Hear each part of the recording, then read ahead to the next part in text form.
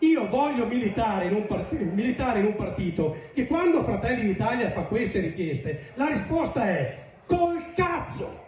Preceduto da vibranti polemiche come raramente si è assistito in regione negli ultimi anni, la presunta resa dei conti tra Lega e Fratelli d'Italia pare se non altro rimandata alla prossima occasione. Il voto del Consiglio ha confermato la composizione dell'ufficio di presidenza: Roberto Ciambetti coi vicepresidenti Finco e Zotti, 6 segretari Sponda e Baldin, 3 leghisti per la maggioranza e un PD e un 5 Stelle per le opposizioni.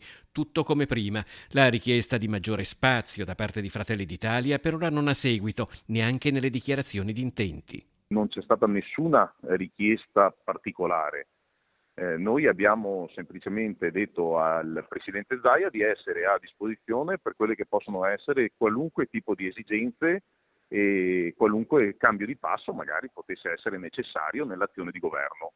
Ma quanta brace arde ancora sotto la polvere che oggi è stata copiosamente sparsa per coprire le tensioni che agitano i rapporti di forza interni alla maggioranza?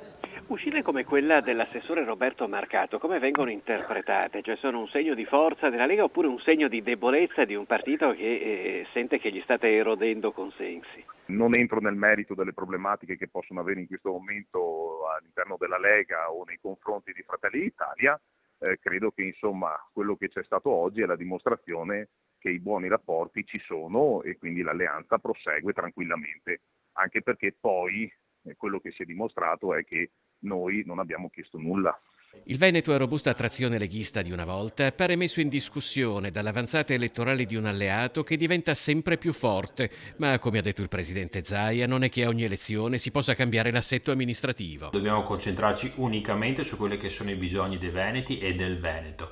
Per fare questo abbiamo bisogno di un'alleanza forte con i nostri compagni di viaggio di Fratelli d'Italia e di Forza Italia, cosa che sicuramente verrà garantita e che sarà costante come è stata in questi 2 anni e mezzo. Oggi ne è stata dimostrazione e sicuramente vedremo che anche in futuro questa maggioranza si muoverà per dare delle risposte concrete e rapide ai veneti.